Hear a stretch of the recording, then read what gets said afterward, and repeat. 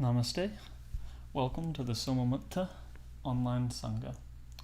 Join us in practice for inner peace, which brings clarity in life, improving health, relationships, success, and prosperity, and which prepares the mind for true meditation, which awakens intuitive knowing and spiritual sight.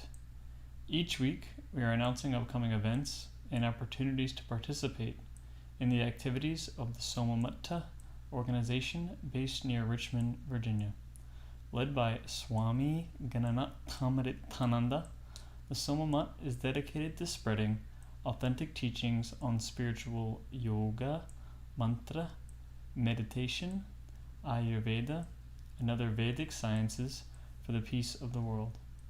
We are working to build a temple for goddess Shakambhari Devi. Each week, we'll be sharing a teaching from Swamiji, doing a group mantra practice and meditation, and conducting a simple puja, or prayer ceremony, for the goddess to humbly supplicate her to bestow her blessing upon the Sangha.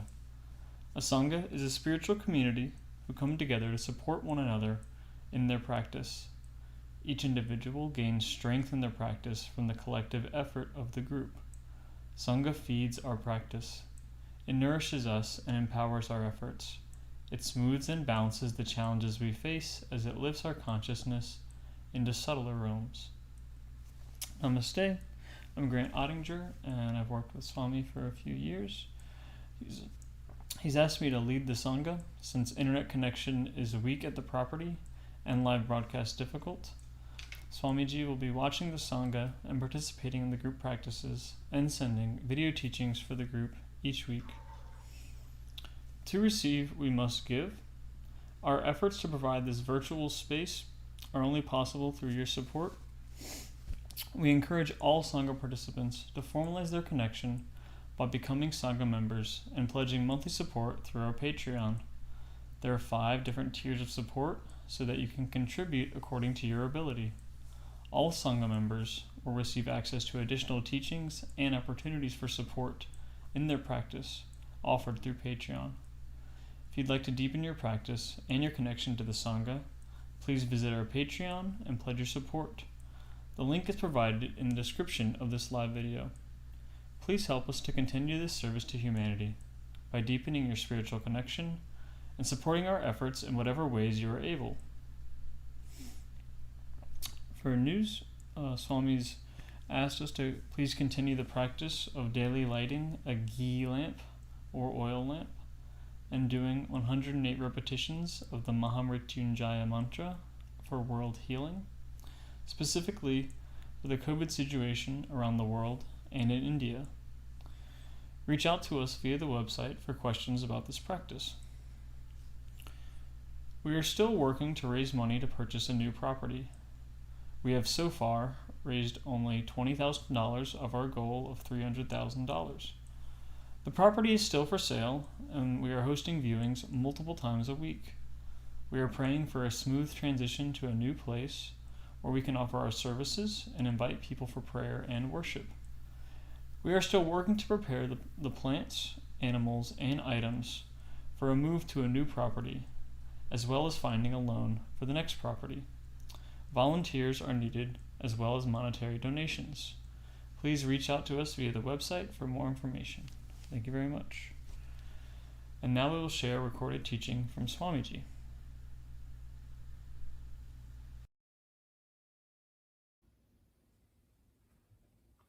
So someone has asked a question, which I think is a good question. What is self-love? Is self-love important in our spiritual practice? And how do we practice self-love without interfering with our love for the divine? And so I'll give a very short answer for each of these, and then I'll give a more elaborate answer afterward. So what is self-love?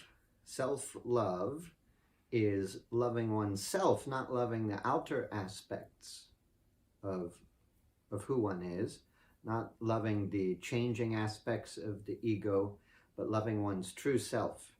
And is self-love important in our spiritual practice? Yes, it's very important. And so how do we practice the self-love? without interfering with the love for the divine, is we see ourselves to be in everything else around us, and we practice loving everyone and everything. Those things that we have trouble to love in particular, if we can love those, it's all an outer manifestation. If even a personality, a physical appearance, and the people around us, and the situations around us that we don't like, if we can have love and compassion for all of that, we'll be practicing the self-love in a way that won't interfere with our devotional practice. And this is a very good question. But first we have to understand what even is love. There's different types of love. Most people, when they think of the word love, at least in the West, they think of romantic love. And this is really more like lust, desire to be close to somebody. This is not really true love, because there's a lot of other emotions stuck in there. People get angry at their partner, they become jealous. And people don't become jealous out of love, it's fear. True love is always accepting, it's always loving, it's always giving. It doesn't need anything in return. It doesn't care if someone stays or goes. It doesn't care if someone likes them or dislikes them. It just loves and accepts. So first we need to understand what even is this true love. Because people will say, I'm angry at you because I love you. I insult you because I love you. I hit you because I love you. But no, it's not like that. Love is just overflowing love. Appreciation, acceptance. But then self-love, people are doing a lot of things now, saying, okay, this is for self-love that I do this.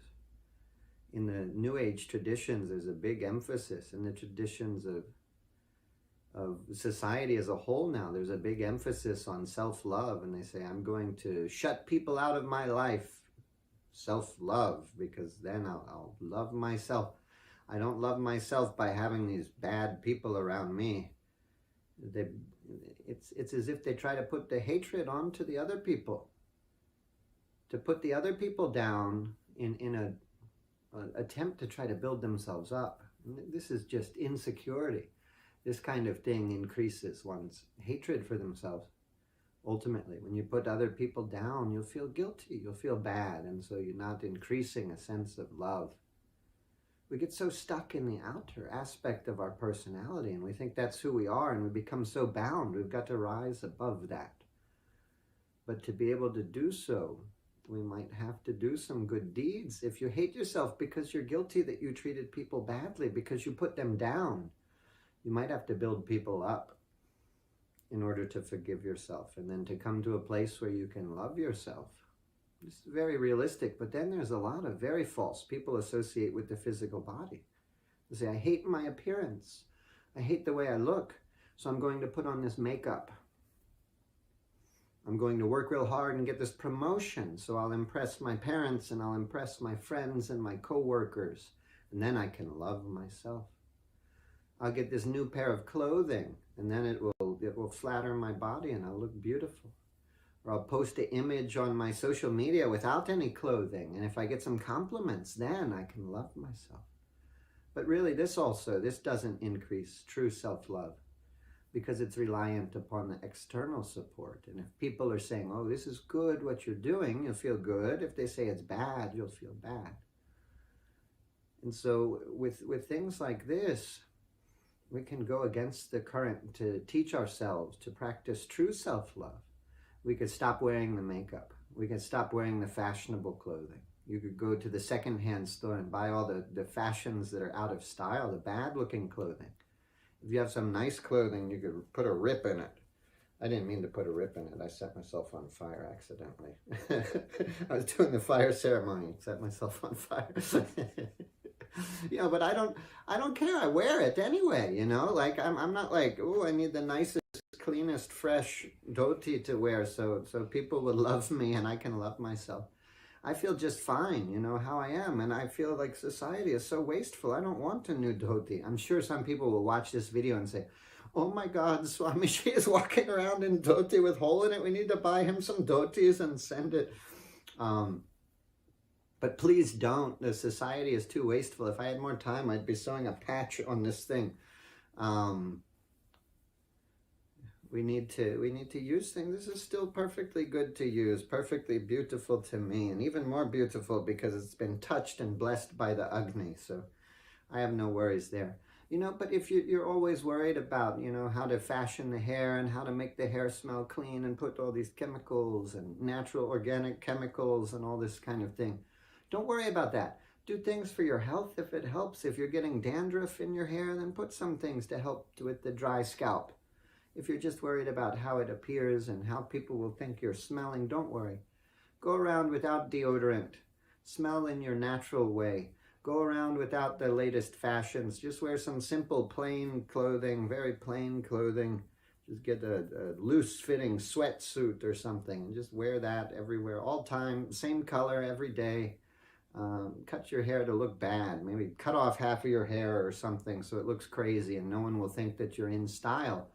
And then everyone will be saying, you look bad, you look bad. And every time it will be a positive encouragement to get you to love yourself. You won't be dependent upon the external things. This is one thing we can do. And if we're doing this, we have no concern that we're building up our ego.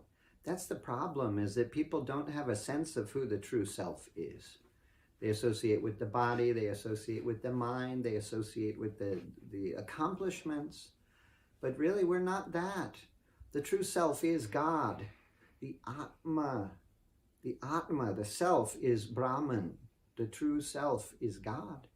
And that same Brahman is in everything, in everyone. If you have enemies, if you have people who hurt you, people who insulted you, people you feel scared about, people you feel angry at, people you feel afraid of, annoyed by, practice loving them and seeing God in them.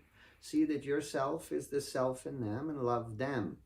People are spending too much time practicing loving themselves, although this can be useful. This can be useful. I'll get sidetracked just a little bit here.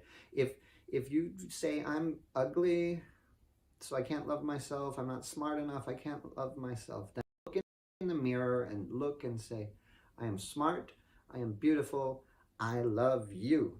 I love you. Look in the mirror and say it repeatedly and smile and try to feel it. If you practice smiling, you may not feel happy at first. It may feel so fake, it's forced. You think you're like a person from California just doing the outward, I'm so happy, I am so happy. I don't mean to make fun. There's very great people in California, but it's a very superficial culture there as well sometimes. Very materialistic, very outwardly focused. I'm so happy. And they're acting, but if you act like you're happy enough, you'll become happy, and probably soon those people will be happier than we are because they're doing that practice. You just smile, feel it, and say, I love you. You are beautiful. I love you. You're intelligent. I love you. You're successful. Even if you're not successful, you can come to believe it. And, who's to say if you're successful or not successful? Your parents may want you to be a doctor, but you can be anything you want. You can be a good cashier at the 7-Eleven or whatever store, the Walmart, the McDonald's, whatever. I'm successful. I'm a great cashier. I take the money of everybody very well. I put it in the drawer. I count it, and the balance is good most of the time. I'm very successful. You can do whatever you want in life, If you don't like your job, do a different job, just for fun, Who cares what people think? We've got to practice not caring too much what people think. But then, with other people, we got to practice loving them too. So a lot of people are walking around with a lot of resentment, anger toward their family. The mother and the father, the first teacher, they're our guru. The God has put us with them to teach us, to challenge us, to make it harder for us to love ourselves. A lot of people say, it's too hard, I'll stop talking to them. Or they get angry at people, this person betrayed me, this person lied to me, and they keep that anger and resentment for years. And so give it up. A lot of people are walking around with a lot of trauma, and it's no wonder they don't love themselves. It's a height of egoism to say, okay, I'm scared of these people, I feel shocked and upset when these things are going on. You've got to step out of that sort of consciousness and just practice love, practice being at peace. Don't let the things of the world frighten you. It's all God. It's all the blessing of God. And you've just got to practice yourself, recondition your mind to respond differently. Feel happy, feel peaceful, and feel genuine love. If there's resentment, we can always use the practice, I love you, I forgive you. Take a picture. My guru taught this practice. It's so powerful, so beautiful. Take the photo of the person that you feel the anger toward and look at it and hold a flower to your heart, or it could be a pinch of rice or some blades of grass or leaves or something. I love you, I forgive you, and offer it to the photo. Try to feel it. Try to feel it as you say it, and practice that and transform that hate. If you've done bad things, you may have to do good things to counterbalance that energy. If you've hurt people, if you've betrayed people, if you've made people feel sad, you may have to work to make people feel happy before you can really, truly love yourself. But with some practice, it's possible. And when you think of it in that way, when you're really going to that level of self and not just building up this outer ego by acting like your accomplishments in life, your attainments, your name, your possessions, your physical appearance. If you're acting like those things are going to make you love yourself, then this is just outer, this is egoism. But if it's really about your character and really about seeing that part of yourself that's also within everyone else, really, the easiest way for people to practice is just practice loving everyone else. If you can get yourself to love everybody else, every situation, every moment of life, and say, okay, this is challenging, this is even painful, but this is God's blessing to me in this moment, and you feel appreciation and acceptance and you don't resist it, then if you can really love every experience and every person you ever encounter, you're going to be loving yourself as well. For most people, it's easiest to practice this way. If there's specific obstacles, sure, you can practice in a different way. If you're too worried about of you put yourself down because you're not beautiful enough, then go out wearing the ugly clothes. And then when you're at home, just sit in the mirror and say, I love you, you're beautiful. I love you, you're beautiful. I love you, you're beautiful. Repeatedly. Do it 2 or 5 minutes every day, and you start to recondition the subconscious to feel good about yourself. You can't love the impermanent changing aspects of yourself. Even if you get to a place where you put on some makeup, you have a few surgeries, you get the nicest clothes and keep changing them every month as they go out of style. Even if you start to feel good about how you're looking, give it 10 years, give it 15 years, give it 20 years, the body's going to age, it gets wrinkles and things. You won't be loving yourself anymore. What do you do then? Then you have to do the practice.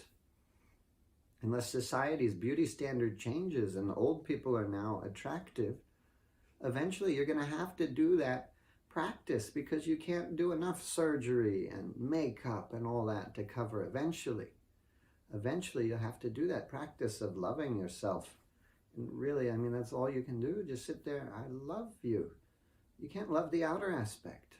Maybe you can practice seeing the Guru within yourself, seeing God within yourself. The Guru is in you, God is in you. And so you can sit there and do that meditation, and whatever your Ishta Devata, your chosen form of God may be, Jesus, Ganapati, Shiva, Devi, Vishnu, Krishna, Rama, Narasimha, whoever it may be, just meditate on that form of God in the body. Maybe meditate God in the hand. Shiva is in my hand. Just view Shiva Lingam. It's just in your hand, and your hand is Shiva Lingam. And then Shiva Lingam in the arm, Shiva Lingam in the upper arm, in the right shoulder. And then do the other hand. Left hand, arm, left shoulder, everywhere. Abdomen, Shiva Lingam in lower abdomen. Shiva Lingam in legs, Shiva Lingam in head, Shiva Lingam everywhere. My whole body is just like energy of Shiva is there, and you love God. If you feel some love toward God, if you feel some love toward the Guru, meditate that they are there, dwelling in the body, and become aware of that. They are there. They are there. If you can do that visualization, you can love that. Don't love the outer aspect. Don't love your accomplishments. Don't love anything. Don't love the good things people said about you. Love the God in you. Love what is permanent, not what is changing. Because what is changing, you'll probably never be able to get yourself to really, truly love. But even if you can, then it will change. Then you will have lost it. So love what is permanent in you. If you can see the Atma, the true self, that's great. You'll love yourself with no problem. If you're not seeing it in your meditations, keep practicing. And meanwhile, you can do the visualization. God is there, I love God. And then just recondition yourself. I love myself, I love everybody. Forgive everyone around you, love everyone around you. There's no need to be afraid. We've got to stop dwelling in the lower chakras, that lower consciousness, and bring ourselves up to the higher consciousness of love and understanding. Excuse me. Love and understanding. Just stop feeling afraid, stop feeling angry, stop feeling scared, stop feeling jealous, stop feeling envious, stop feeling desirous. Just look there with the love and the compassion and the giving. Up in the higher chakras, when we get up to heart chakra even, or throat chakra, third eye chakra, just practice that. Don't want anything from the people. Just go there giving them something. Go do what you can to help them. Offer to assist. Don't expect any thanks. And just look at them through the third eye and send them the blessing. Like if you have any merit accumulated from the spiritual practice you've done, just pray, God, give that to this person. If you give me anything, just give me greater awareness of you. And if they want anything in life that might make them happy, give them that. And just, look through that place of higher consciousness. And then you can love and not be afraid and not be bound by all of it. And you start to get loose from the egoism. Really, it goes hand in hand. The self-love is essential in our spiritual practice, but true self-love will be definitely expressed by a love for everything around us, compassion and understanding even for our enemies and those who hurt us. When we practice this kind of love, we surely come closer to the divine, and it becomes easier to just love everything naturally. They say when people do a certain amount of spiritual practice, the consciousness goes up, and then it becomes very hard to hurt anybody. They just want to ease everybody's pain. They want to help everybody. And that's why a lot of very spiritual people become vegetarians, because they no longer feel good about hurting even the animals. So they try to reduce that pain, and we have to hurt something, but at least the plant has less complex nervous system to process the pain. It becomes difficult to eat meat, difficult to say harsh words, difficult to hurt anybody. Really, compassion is the true expression of the self-love, which then is expressed by love for everyone else around us. Hopefully that helps answer this question. Thank you. Very good question. Om.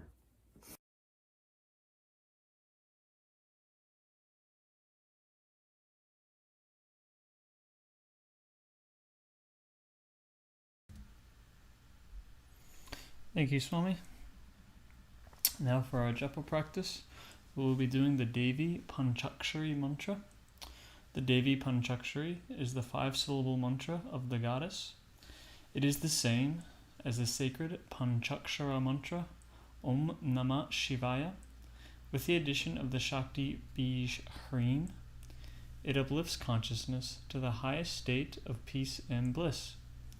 It empowers our spiritual practices and grants liberation from all troubles. Though its literal meaning is Om, I bow to the goddess who empowers divine peace and consciousness, whose seed syllable is Hreem.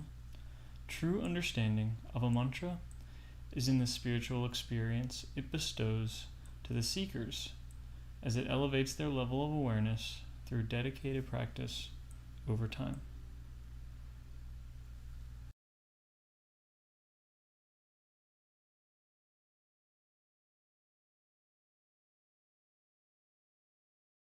We will do 108 repetitions of the mantra.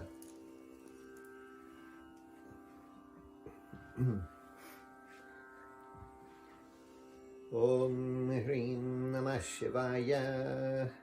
Om Hreem Namah Shivaya. Om Hreem Namah Shivaya. Om Hreem Namah Shivaya. Om Hreem Namah Shivaya. Om Hreem Namah Shivaya. Om Hreem Namah Shivaya. Om Hreem Namah Shivaya. Om Hreem Namah Shivaya. Om Hreem Namah Shivaya. Om Hreem Namah Shivaya.